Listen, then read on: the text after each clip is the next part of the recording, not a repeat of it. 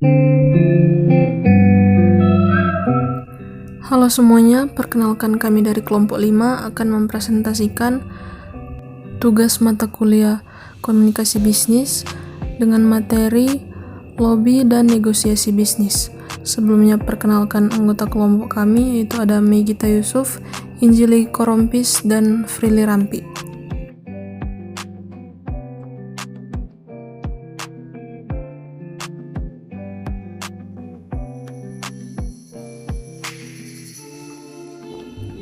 Kita masuk pada materi yang pertama, yaitu lobby.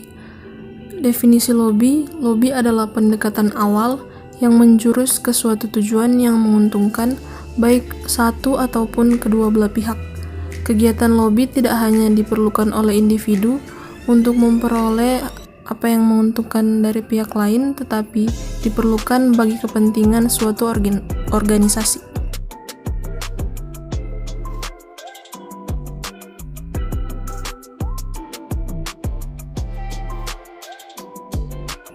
Selanjutnya, fungsi lobby. Lobby memiliki fungsi untuk melindungi kepentingan organisasi atau lembaga bisnis dengan membuka komunikasi pada pihak pengambil keputusan, di antaranya membangun koalisi dengan organisasi-organisasi lain, mengumpulkan informasi dan mempersiapkan laporan untuk legislator yang memiliki posisi organisasi dalam isu-isu kunci. Selain itu, lobby juga memiliki fungsi untuk membuka komunikasi, memperlancar upaya negosiasi, serta meningkatkan sinergi dengan pihak lain. Selanjutnya, manfaat lobby. Lobby memiliki manfaat untuk memberikan pengertian yang menyeluruh mengenai sebuah tujuan baik individu maupun perusahaan. Kegiatan ini bisa dimanfaatkan untuk menyamakan persepsi mengenai banyak hal yang berkaitan dengan keinginan dan tujuan masing-masing. Selanjutnya, ciri-ciri lobby. Lobby memiliki beberapa karakteristik, yaitu bersifat informal dalam berbagai bentuk, pelakunya juga beragam, dapat melibatkan pihak ketiga sebagai perantara, tempat dan waktu fleksibel dengan pendekatan satu arah oleh pelobi.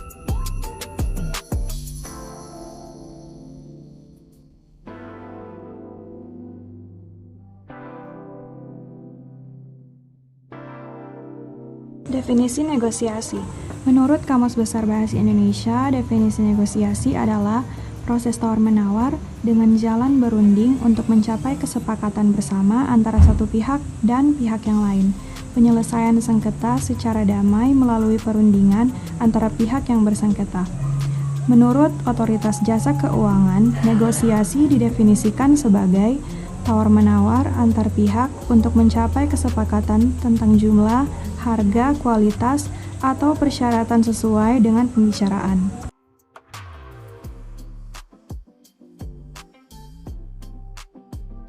Jadi dapat disimpulkan bahwa negosiasi adalah bentuk interaksi yang dilakukan untuk mencapai suatu kesepakatan. Negosiasi biasa dilakukan di antara dua pihak atau lebih dengan kepentingan yang saling bertentangan dan berkehendak untuk memecahkan masalah yang dihadapinya bersama.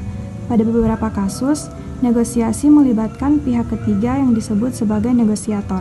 Negosiator berperan sebagai penengah bagi pihak yang melakukan negosiasi dan biasanya memiliki keahlian dalam negosiasi serta etika bisnis yang baik.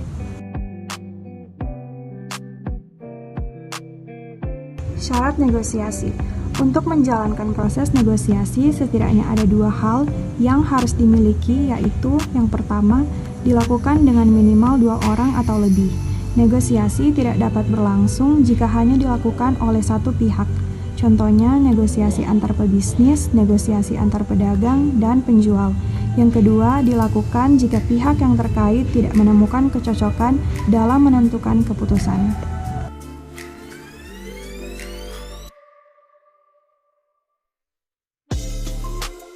Tujuan negosiasi. Berikut ini adalah tujuan dari negosiasi. Yang pertama, mencapai kesepakatan bersama. Yang kedua, mengurangi perbedaan porsi dan konflik pada tiap pihak. Yang ketiga, menyatukan semua pendapat sehingga bisa menguntungkan kedua belah pihak atau lebih dalam negosiasi. Yang keempat, mengatasi atau menyesuaikan perbedaan untuk memperoleh sesuatu dari pihak lain tanpa dipaksakan.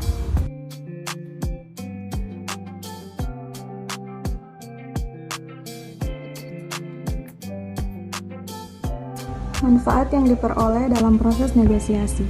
Yang pertama, terciptanya kerjasama antar pihak untuk mencapai tujuannya masing-masing. Yang kedua, bisa timbul saling pengertian antar pihak yang melakukan negosiasi. Yang ketiga, terciptanya kesepakatan yang menguntungkan semua pihak yang bernegosiasi. Dan yang keempat, terbentuknya interaksi yang positif antar pihak yang melakukan negosiasi yang kemudian bisa berdampak luas ke lebih banyak orang.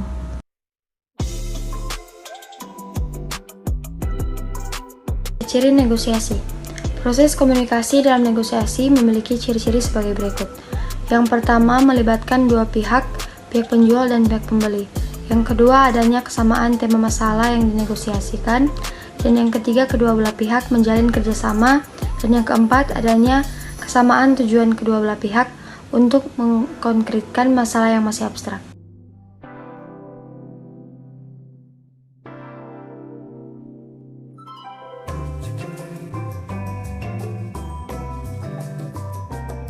Proses negosiasi.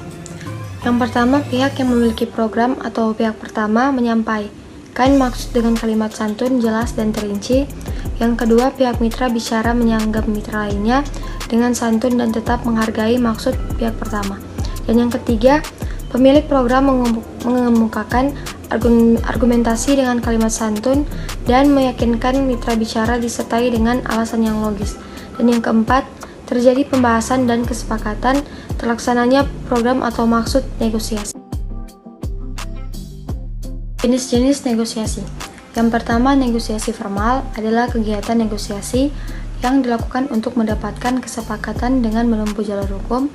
Yang kedua, negosiasi informal adalah negosiasi yang bisa dilakukan di mana saja tanpa memerlukan jalur hukum. Yang ketiga, negosiasi dengan pihak penengah adalah negosiasi yang dilakukan oleh dua atau lebih pihak negosiator, sehingga setiap keputusan dan proses negosiasi akan memerlukan pihak penengah yang sifatnya netral. Dan yang keempat, negosiasi tanpa pihak penengah adalah negosiasi yang dilakukan tanpa membutuhkan bantuan pihak penengah dan umumnya hanya terjalin antar dua pihak saja. Yang kelima, negosiasi kolaborasi adalah jenis negosiasi di mana seluruh pihak yang terlibat menyuarakan pendapat dan keinginannya sehingga terjalin kolaborasi kepentingan dan keinginan untuk bisa mendapatkan solusi terbaik. Yang keenam, negosiasi dominasi adalah jenis negosiasi yang akan menguntungkan salah satu pihak saja dan pihak lainnya tidak banyak mendapatkan keuntungan. Yang ketujuh, negosiasi akomodasi adalah negosiasi di mana setiap pihak yang melakukan negosiasi hanya akan mendapatkan keuntungan yang sedikit, bahkan bisa saja pihak lawan mendapatkan keuntungan yang banyak. Yang ke-8, negosiasi loss-loss adalah negosiasi yang dilakukan untuk tidak melanjutkan konflik atau konflik baru, jadi setiap pihak akan memilih untuk menyelesaikan masalah dengan kepala dingin.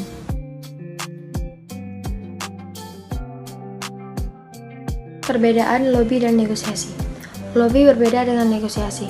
Lobby bersifat tidak formal atau tidak resmi dan dapat dilakukan di luar forum, sedangkan negosiasi bersifat resmi dan melibatkan pihak lawan dalam menentukan waktu dan proses negosiasi.